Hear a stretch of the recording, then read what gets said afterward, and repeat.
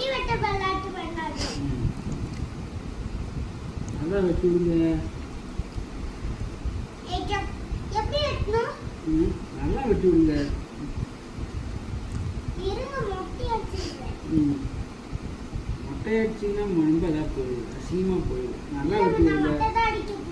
நல்லா வெட்டி விடுங்க.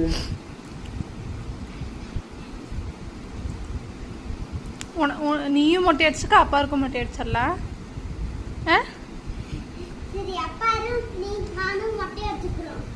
ஓகேவா? அடிச்சிடலாமா?